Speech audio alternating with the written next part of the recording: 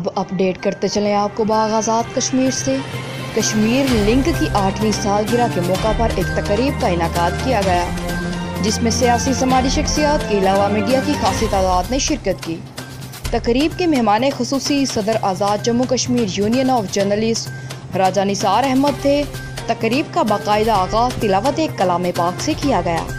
اس اجلاس میں مسئلہ کشمیر سمیت پاکستان اور آزاد کشمیر کی موجودہ صورتحال پر اظہار خیال کیا گیا۔ مہمان خصوصی نے میڈیا کے نقصانات اور فوائد کے متعلق خصوصی طور پر آگاہ کیا اور نوجوان صحافیوں کو صحافت کے بارے میں تفصیلاً بریفنگ دی۔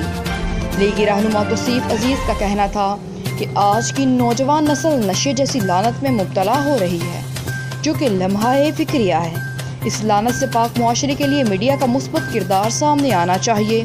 تقریب کے آخر میں دعا کی گئی اور صدر تقریب رہنما مسلم لیگ سردار توصیف عزیز، سردار خورشید ایاز مغل راجہ، نوید سمینہ چودھری راجہ، منیر سینئر، صحافی مہتاب اشرف، شاہد رشید، بیورو چیف روزنامہ کشمیر لنک سید غالب بخاری کے علاوہ سیاسی اور سماجی رہنماؤں نے سالگرہ کا کیک کاٹا اور تقریب اختتام پذیر ہو گئی۔